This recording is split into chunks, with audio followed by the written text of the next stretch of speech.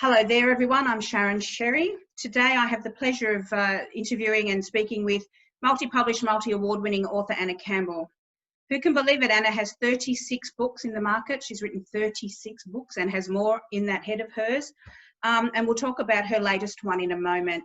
Anna, welcome and thank you for being with us today. Hi, Sharon. Thanks so much for having me as your guest, and thanks to ARRLD. I think this is a fabulous idea. Don't you? This virtual conference, I think it's wonderful. Yeah, it's a great idea that the committee had. So, Anna, how are you and how are you coping with isolation and quarantine? Do you want to hear something really sad? I'm quite enjoying it. This thing is a gift to introverts. You know, I mean, it's an excuse to pot around home all day, and there's nothing I like better. So I know the rest of the world is suffering, and I feel for them. But on a personal level, I'm quite liking it. I'm getting a lot of work done. I've got this fabulous routine going. It's working quite well. But one thing I will say is I've stopped watching the news. The news was playing with my head. I don't think you're Robinson Crusoe there. So, Anna, what part of Australia are you in and what do you like about living in that area? I'm actually in a really, really pretty part of the world. I'm at Golden Beach, which is the southern end of the Sunshine Coast. And it's the bit where the still water of Moreton Bay comes out into the surf that then goes further up the coast. And it's absolutely glorious. I do a walk at sunrise every morning, and anyone who follows me on Facebook knows that I've been posting regularly photos of the beach at that time and things like that. It's really lovely. It's quiet. It's close enough to town, so you know, when I feel like I want to get into the big smoke, I can, because Brisbane's only about an hour south. And all my life I've wanted to live by the sea, and finally I've got to live by the sea. So no, it's an absolutely lovely place, really. And what's nice is when you are stuck at home, home's quite nice. Exactly. Now, I can't help but notice the heaving bookshelf behind you. I'm sure that's not the sum total. You're going to see my heaving bosom.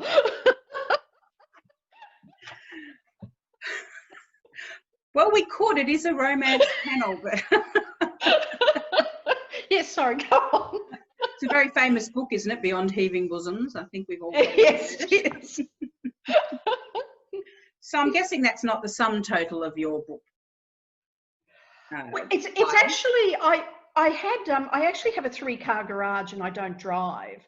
And a couple of years ago, I realised that my garage was turning into sort of like a secondhand book mecca, and I cleaned out a lot of stuff. So these days I think I'm down to about half a dozen bookcases, which is not bad, because as I say, it literally, Lifeline literally sent a truck to get the books. I would have given them about 3,000 books, I think. So that particular Lifeline fair that they had that year, people who liked romance would have done very well, I think. So I just had a few of my friends, you know, they'd had to clean out people's houses and all this sort of stuff. And I just thought, look, a lot of this stuff, I've read it, I've enjoyed it, but I don't really need to keep it. So it's only just the treasures I'm keeping now. So as I say, we're down to 6 bookcases.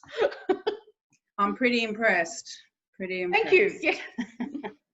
All right. Now, before I leave you for the reading, because I know our readers will be very keen to hear from you, I wanted to talk briefly about your latest book. It's The Highlander's English Bride. Do you want to tell us a bit about Hamish and Emily's story?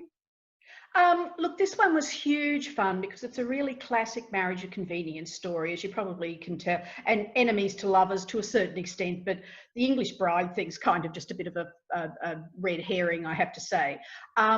They're 2 people who are perfectly matched, but of course the last people who recognise that they're perfectly matched are Hamish and Emily, and they've always squabbled. They're the couple that always squabble. It's very Beatrice and Benedict, if you know Much Ado About Nothing. You know that thing of they're so tied up with squabbling with each other, they don't actually have time to sort of stand back and go, oh, maybe, you know. It opens with Hamish, who's an astronomer, about to make a big announcement about one of his discoveries, and Emily, with very, very good intentions, basically spikes it. And they get tied up in this scandal and have to marry. And of course, you know, as I say, the last thing either of them want to do is marry the other person. And it's basically just how they fall in love with each other through the process. It starts in Regency, London. And then the second half of the book is actually up on Hamish's wonderful Highland estate near Oban.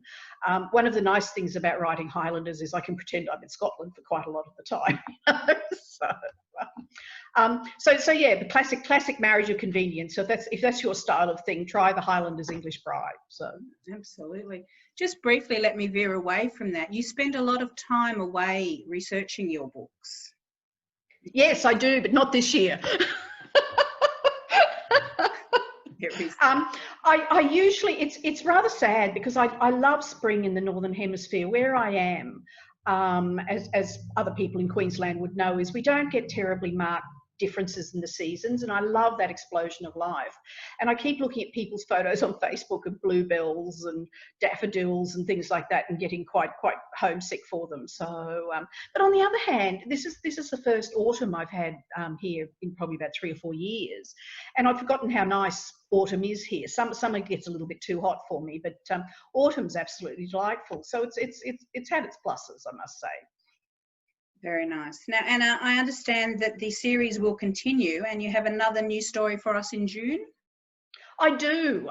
It's actually, for people who've stuck with me right from the start, I used to write very dark, very sexy books. They're not quite as dark, and they're probably not as overtly sexy as they used to be. This one's kind of going back to that.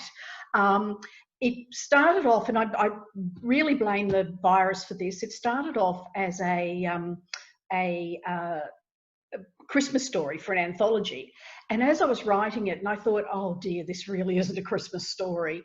And I think it was because everything was quite dark and depressing when all that sort of stuff started. And I think therefore the story picked up a little bit of the darkness that was actually out in the world.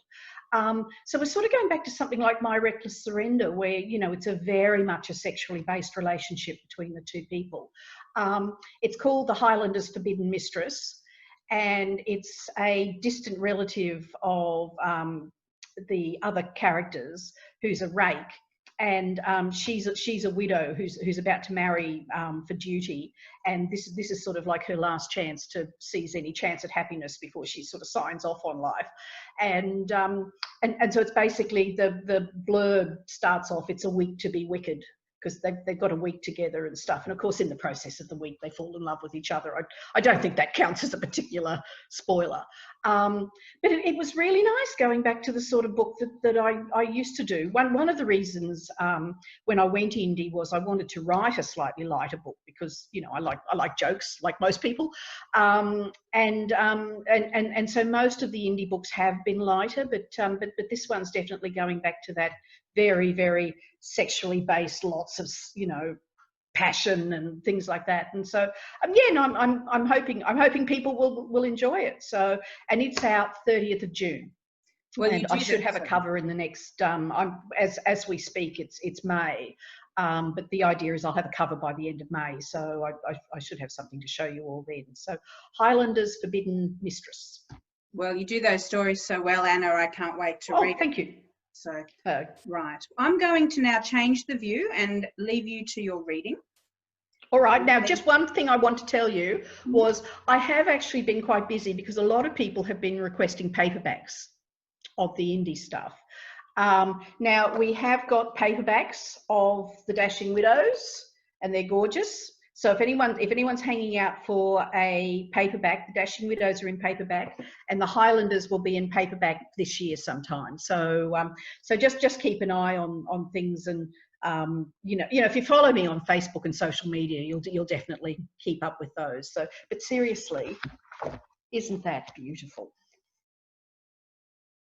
It's a gorgeous cover. Look at that. Isn't that a gorgeous cover? So, so I was really pleased when I got paperbacks. It's ebooks are definitely real books and things like that, but you know, there's something about cuddling the book you wrote that really works. So, but thank you for your lovely questions. No, thank you for your time. Let me just change the view and then we'll go from there.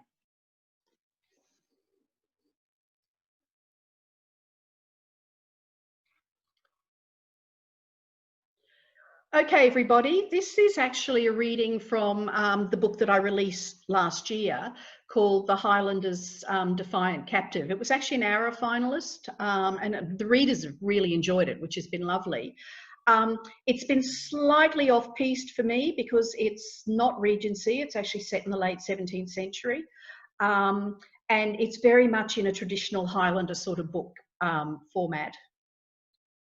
And I have really enjoyed writing it. It was nice to write something slightly different and slightly more old school. And I thought I'd read you the first couple of pages out of it so you get a bit of a flavour of it. Now, please excuse the bad Scottish accents, okay? So, so here we go. This is the beginning of the Highlanders' Defiant Captive. The Western Highlands, June 1699. Aye, she's there all right, just as Brian said she would be. Callan McKinnon, laird of Auchnasheen, closed the pocket spyglass with a snap that expressed his satisfaction. His man inside the Drummond household had served him well. Shall we go down and snatch her? His companion, one-eyed Duff, whispered from where he crouched beside him. Aye, ye take the maid and leave the Drummond lassie to me. Once you've got the other girl, head for home. Dinner wait for me. Och, man, are you up to the task? You might need some help with yon braw lassie. The sly joke summoned a grunt of laughter from Callum. She was a mere slip of a thing, the red-headed girl who wandered through the sunny meadow below the bracken where they skulked. By God, she looked like a stiff Highland breeze could blow her away. He wasn't expecting any trouble, apart perhaps from the odd scream. Not even that with a bit of luck. At the first sight of the big, bad McKinnon laird bearing down on her, she'd likely swoon away. All he'd need to do was toss her over his saddle and carry her away. Och, she's a terrifying sight, laddie, but I reckon I can handle her. Keep your wits about ye, McKinnon. This time Duff's voice held no amusement. The lass might be wee, but she's a Drummond for all that. They're a gay, sneaky breed, even when they're small and bonny. Below them, his quarry crossed to kneel beside the burn running through the meadow. The maid had settled under a tree to watch her charge. The girls' ponies were tethered under a tree at the far end of the field. He and Duff wouldn't have a better opportunity. Let's go, Callum said. The drumming of horses barrelling down the steep hillside made Vari raise her head. Two riders crashed through the bracken covering the brae. Even at this distance, she made out the red and black McKinnon plaid. Dear Lord above, what mischief was this? She scrambled to her feet, crying out to Flossie, her maid, and broke into a stumbling dash toward her horse. Flossie, run! She shouted breathlessly, picking up her skirts as she flew across the green summer grass. But a broken scream from under the trees behind her told her she wasted her warning to Flossie. Vari couldn't help turning her head. What she saw made her stomach clench into a fist of terror. The riders had split up. One already wrestled with Flossie, pulling the shrieking girl across the front of his saddle. Too late for Flossie, but not for her. Vari raced forward and ran on. Her speed increased until her breath soared out in painful gasps. If she reached her mount, she might still get away. A few yards short, a huge grey horse skidded in front of her to block her way. Even as she knew she'd never outrun a mounted man, she veered to the left. While she ran, she fumbled in her pocket. She sobbed for breath and there was a painful stitch in her side, but she kept running. The rider carrying Flossie had galloped away. Her maid's screams faded over the distance. The beat of hooves pursuing her set up a horrid counterpoint to her frantic heartbeat. Sorry, I'll just get my cup of tea. When a strong hand slammed down to grab her shoulder, she responded as she'd been taught. A pox on ye! The man's furious curse echoed in her ears. She kept running, slipping and stumbling on the thick grass as her strength failed. The grey horse passed her and drew to another juddering stop. She flung herself to the side as the man leaped to the ground and advanced. Only then did she realise her mistake. He'd chased her the way a cowherd chased a runaway heifer, into a corner she couldn't get out of. She'd been too frightened to see his strategy. Fool, fool, fool. High stone walls rose on three sides of her. Vari retreated a step, then halted to face her pursuer. She squared her shoulders and planted her feet firm on the ground. Daring him to approach her, she brought her dagger up. Even with nowhere else to run, she refused to cower before a filthy McKinnon. You will nae touch me, Black Callum, she spat. She was delighted to see that a bright red stain spread down his slashed white sleeve. If only she'd managed to cut his throat and not his arm. "Aye, that I will." He paused and spoke in an assessing tone. "Ye ken who I am?" "Aye." Her chest heaved as she battled to steady her breath. When those clever dark eyes dropped to her gaping white blouse under its loose drawstring, the blood in her veins turned to ice. They called him Black Callum, or Callum Dhu, for that thick mane of long hair, black as a crow's wing. But looking at him, she couldn't help thinking that perhaps he was called Black Callum because of the sins staining his soul. "That's braw, because I ken who ye are too, bonny Vari Drummond." She straightened her spine, so angry with herself for letting him trap her that she almost forgot this encounter's likely outcome. All was not lost yet. In her humble linen blouse and faded plaid skirt, she wasn't dressed like the chieftain's daughter. "Och, you're mad," she said with a fair attempt at careless scorn. "Vari Drummond would nae be seen dead in these rags. I'm a serving girl at the castle." One black eyebrow tilted in inquiry. Sceptical inquiry, God rot his black McKinnon soul. "Is that so?" "Aye, my name is Polly." "Polly?" "Aye, so there's nae point expecting a ransom." "I'm no after a ransom," he said with a hint of grimness. Nausea rose to block Vari's throat, and she barely stopped herself from faltering back. Vari or Polly, what did it matter if he wanted to vent his lust on her? If he took her as a hostage, at least he had an interest in returning her unharmed to her father. The intent gaze narrowed in on her face as he loomed closer. "Ye won't prick me again, by heaven." "Prick ye?" Cursing her sweaty palms, she tightened her grip on the small dagger. "I'll carve out your liver before I let ye touch me." The glint in his eyes did nothing to reassure her. He held out a hand marked red with his blood. She'd struck hard, if wildly, when he reached down from his horse. "That's rare insolence from a serving wench."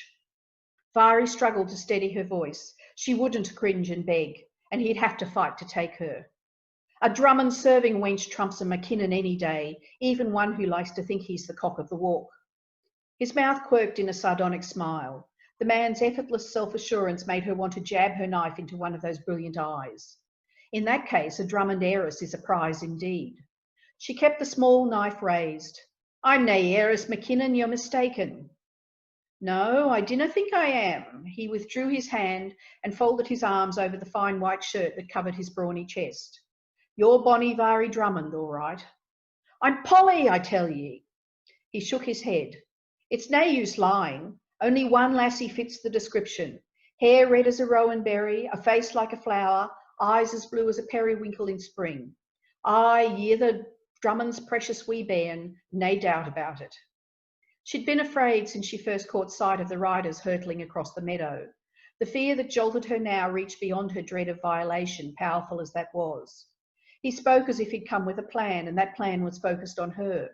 If that was the case, there would be no talking her way out of this. Vari sucked in a jagged breath and made herself look at him properly. So far, she'd been mostly aware of his height and muscled power, because they represented the immediate threat. Now her eyes took in every detail of this man who had come to steal her. She bit back a gasp of dismay. If there was any justice, the McKinnon laird should look filthy and hulking and contemptible. But he was a handsome man with glittering dark eyes, and features as finely sculpted as the stone angels in the chapel at Bruard Castle. Even the long black hair he'd tied away from his face was clean. The devil always comes with a pretty face, she reminded herself. He was no angel, this bastard. Nothing to say. "I'm no Vari Drummond," she insisted. His expression turned cynical. "I hear ye, lassie, it matters naught. Whoever the hell ye are, you're coming back to Achnasheen." She wished her knife was a claymore big enough to strike that spectacular head from those broad shoulders. "I'll kill ye first." Another arch of those marked black brows conveyed contempt for her bravado. "That knitting needle you're waving about wouldna frighten a duckling, lassie. Be sensible. You're trapped. There's nowhere to go. If ye come quietly, I willna tie ye up." "I'd like to see ye try," she snapped.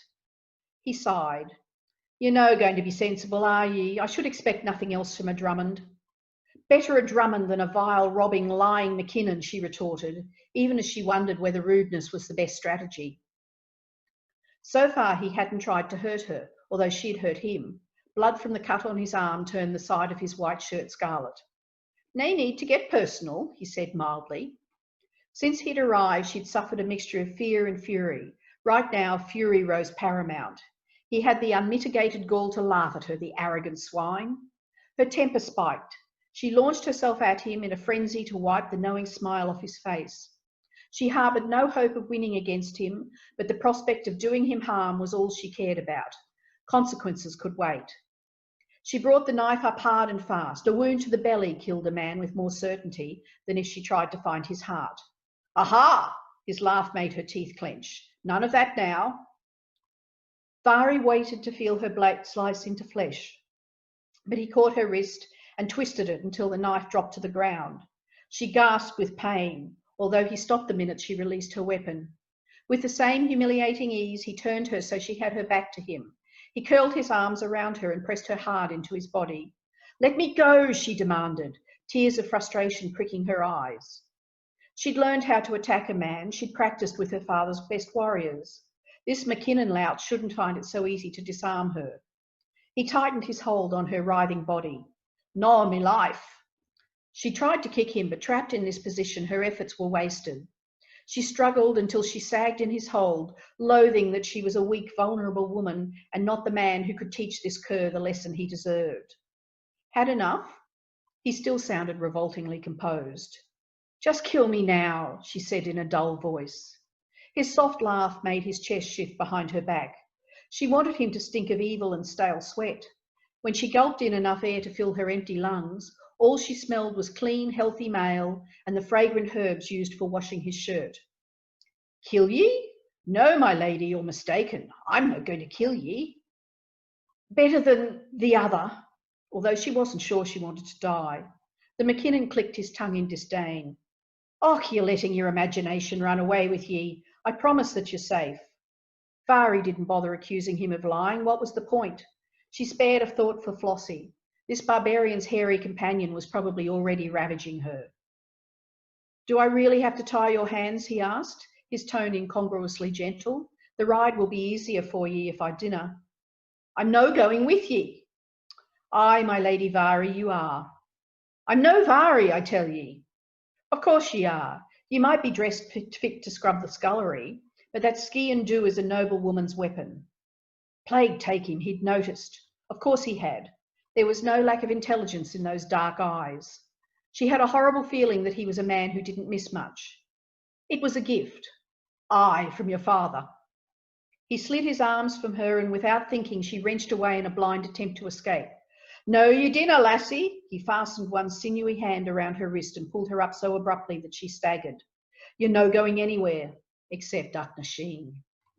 And that's the reading.